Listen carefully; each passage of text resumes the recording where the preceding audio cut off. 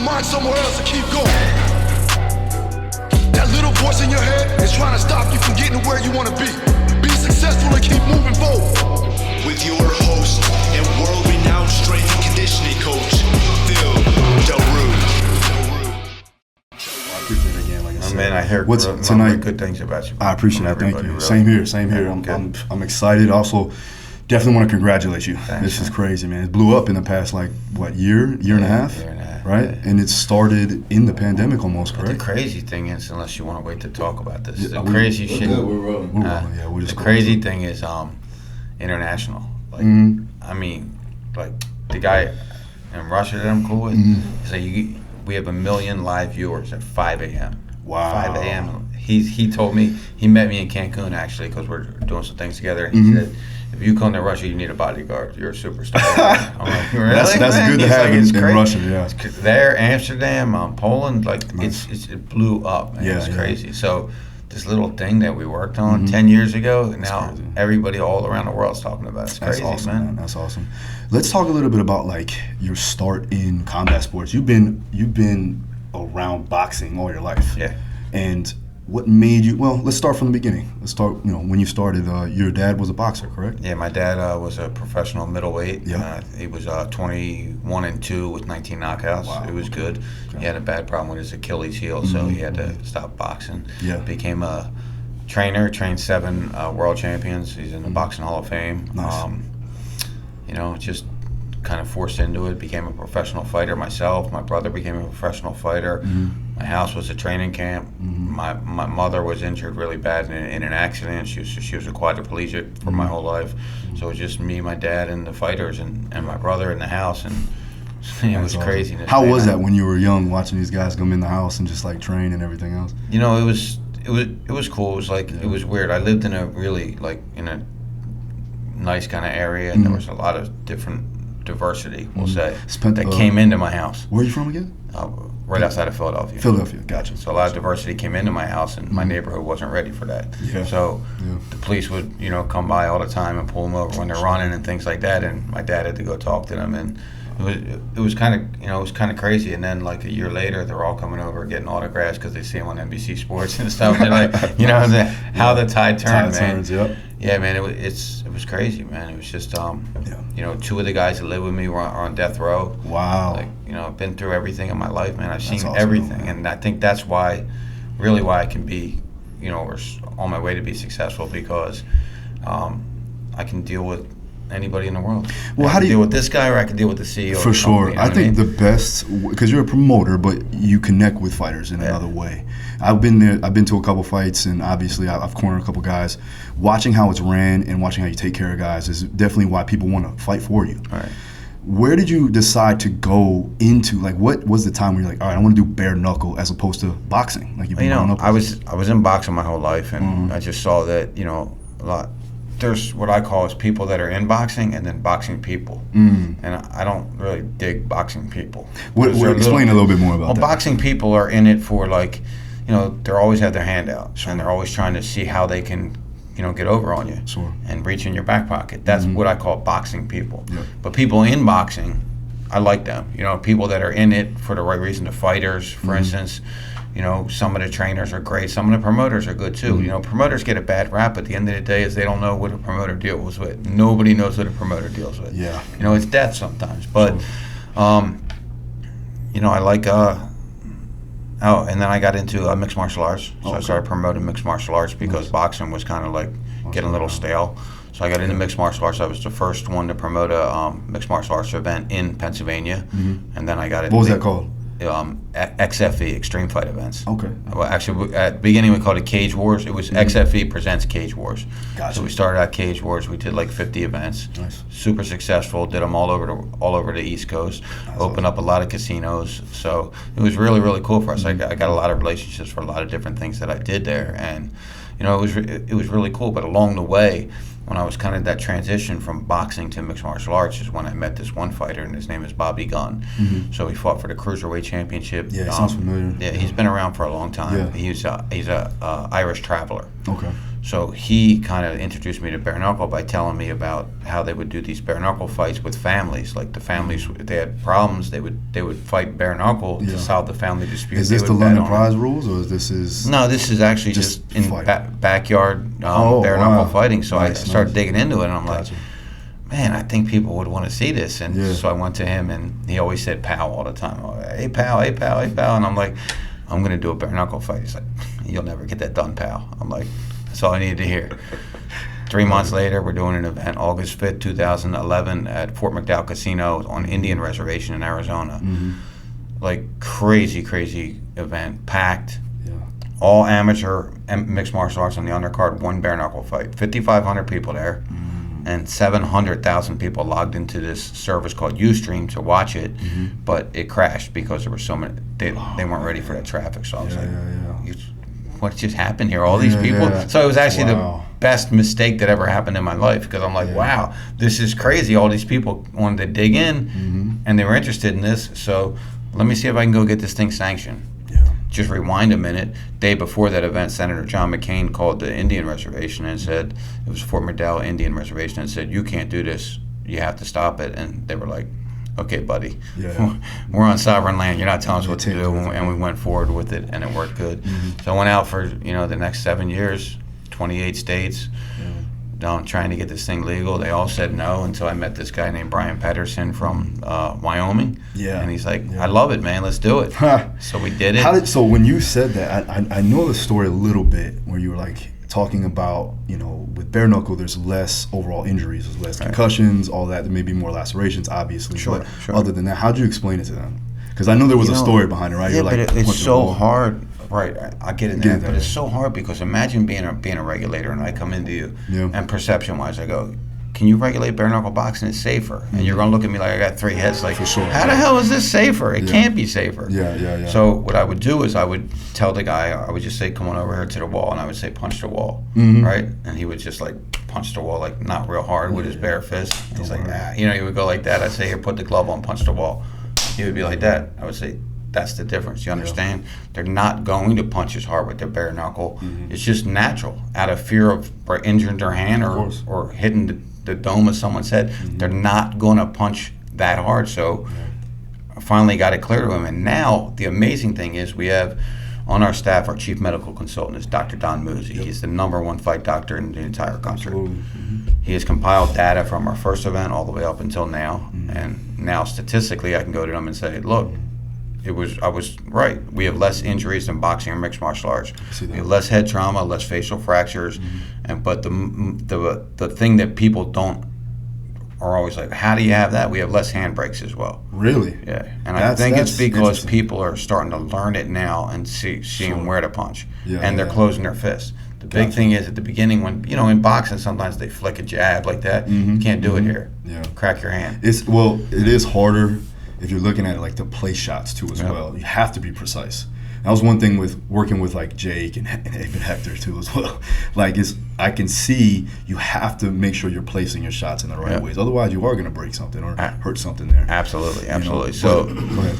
Yeah, I was just saying, they call boxing is the sweet science. I call this the sweetest science, because you have to really know what you're doing and where you're going with it. It's purest form in a sense, right? So I think so. It's awesome though, but like, I'm gonna be honest, right? You're here. I didn't think it was gonna last this long. Nobody did. Right? But now knowing, one, they have you to back it, and I'm not gassing you up, because I think you have promoted it in such the best way possible, and you have your other, promotions and stuff like that. But I think for you, you've been able to supersede all those other promotions. And I think it's because of the way you are. Now, how do you get to connect with those individuals like you do? Is there like a strategy, or it's it's really my upbringing, man.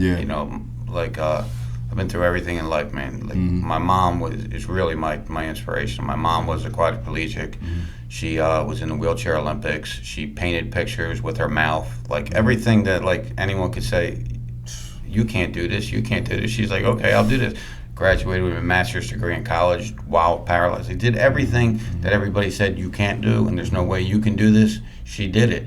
So when someone like says no to me, or this is never going to work, I'm like, I love, like, if people hate no, I love it, because when they say no to me, I'm like, okay, let me step it up a notch and find out how to make it work. So I think that's kind of how it did. I think it's all in the way I grew up. I was just, I was told all the time I wasn't going to be, I wasn't going to do anything in life. I wasn't going to be able to make anything out of myself in life. I was going to be this, I was going to be that during my upbringing. And, it was the fuel, man. Yeah, I mean, I think we all need to have that. But your upbringing definitely allows you to understand it from a physical level, right? You've seen your mom, you watch your dad, and for anybody of that nature that grown up in that particular environment allows themselves to get over those humps, right? Yeah. And you've gone over obstacle. Now, as far as where it's at, where do you see it going, like 3-5 years from now? Well, I do have to say, like, I was the only person, and I have a core team of 4 or 5 guys that were like there for me through thick and thin, worked for free, didn't care about getting paid, and said they saw it with me, but no one really saw it. I always saw it because we had some valleys, and people were like, even my team, they're like, how are we going to do this? I'm like, relax, we're going to make it work, and we just dig in and dive down and make it work.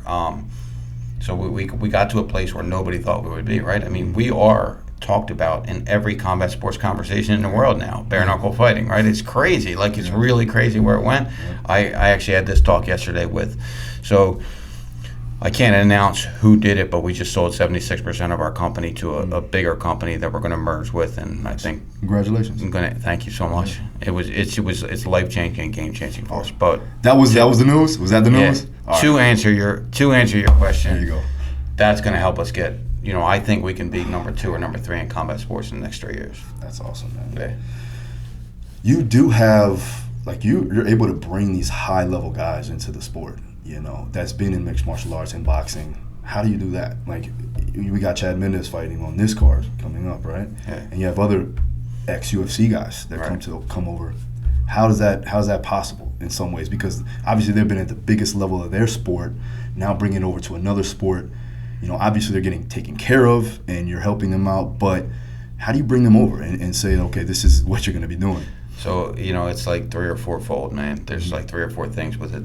The main thing is a lot of these guys that have been trained in mixed martial arts for a long time, not the boxers, but the mixed martial artists, it's a lot on your whole body. Yeah. This changes up their training where it's just their hands, so they're not really messing with their knees, their lower back, and things like that they get injured a lot. They're just hanging with their hands.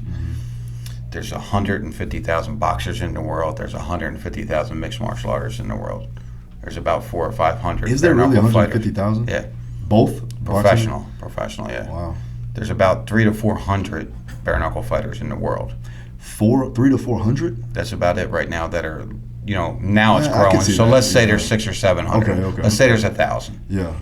Where do you have a chance of sticking out more? Right here. Of course, yeah. So now, the other thing is when I bring guys over from the bigger organizations in mixed martial arts, we allow them to get sponsorships. Yeah.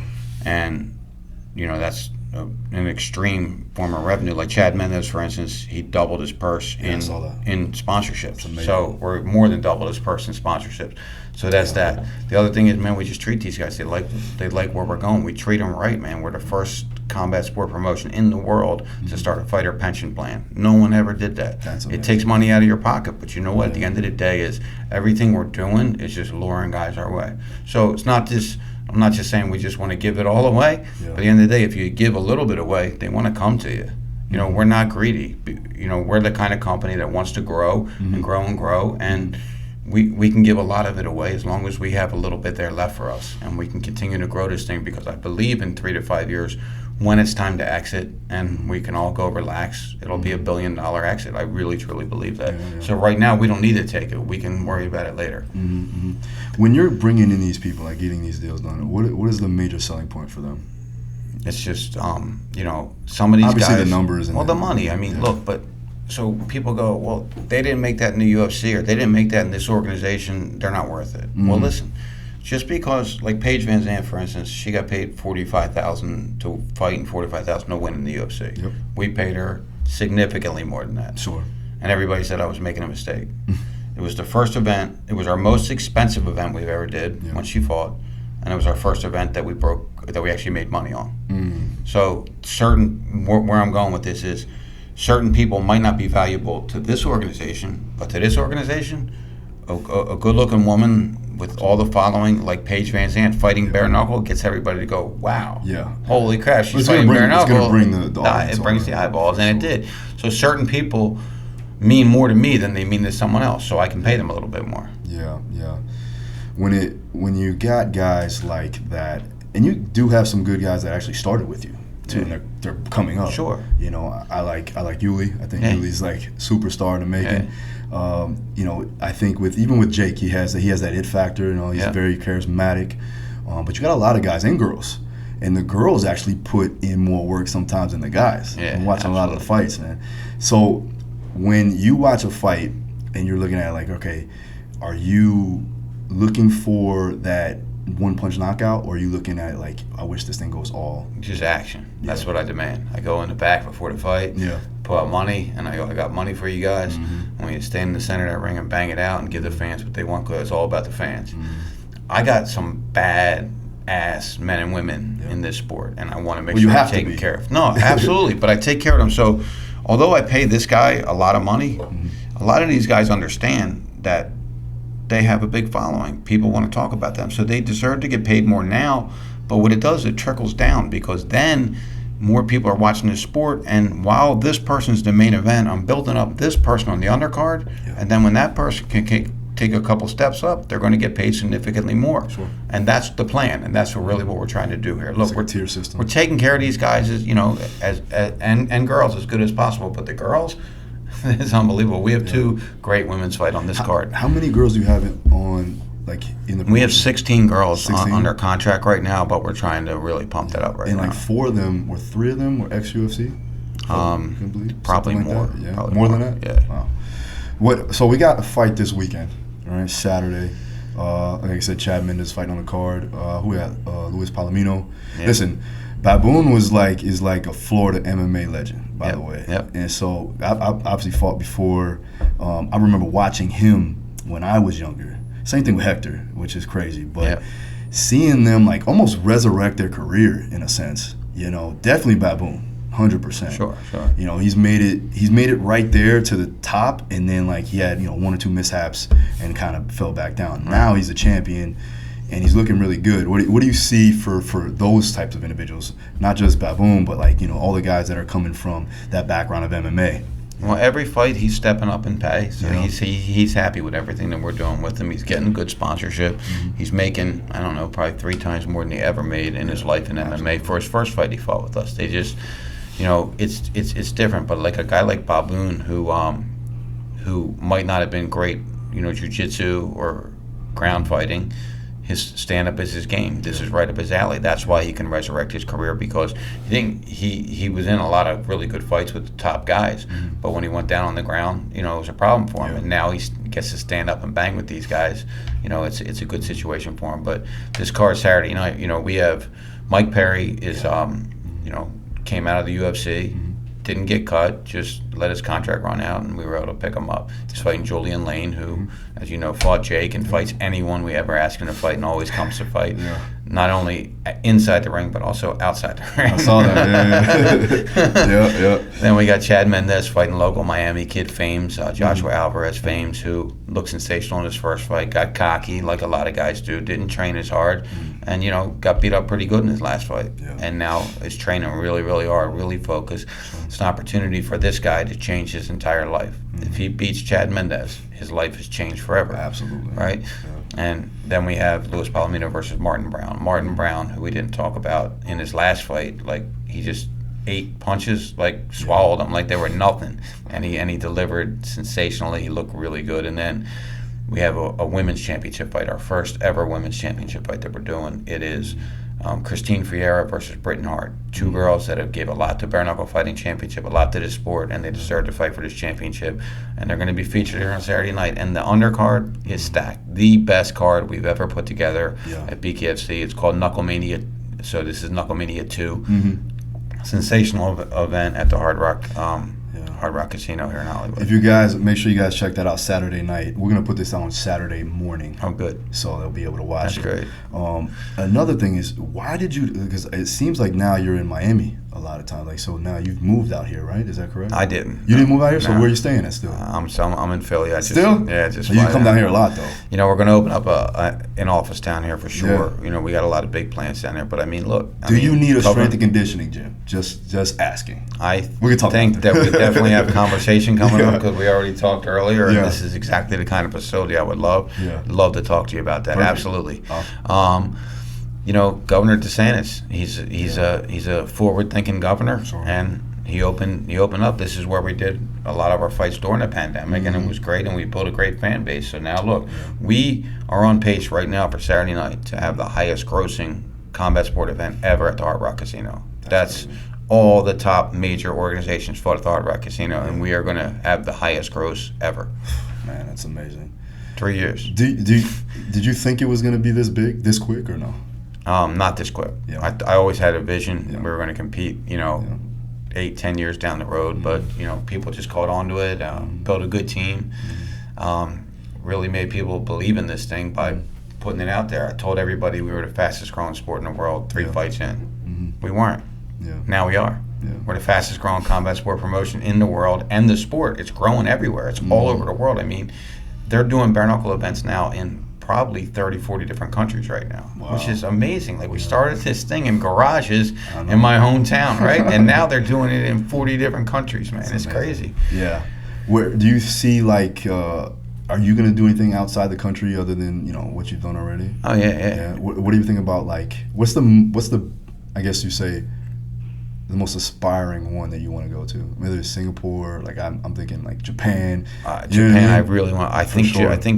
the Japanese people over there will Love eat it. this up. They love combat sports, Absolutely. so I'd love to go to Japan. I really want to go to China too. I think they would love it as well. We did Thailand already. Yeah. We're doing Russia in May. We're doing the UK will be our first fight in July. Okay. In the UK, and then we're doing Amsterdam in September. Yeah. So we'll probably be a total of 7 or 8 different countries this year in 2020. This year. Yeah, Nice. 2022. Wow. 36 total events. You know, did 3 events the first year, 36 events this year.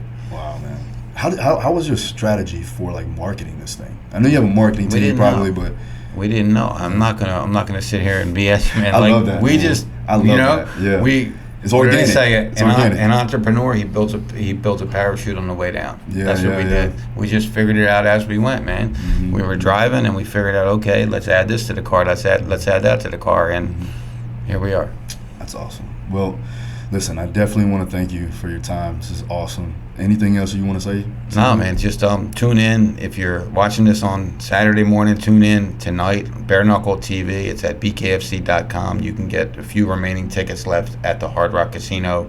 If we have any by then, hopefully we don't, but we may have a few left by then. BKFC.com. Check it out.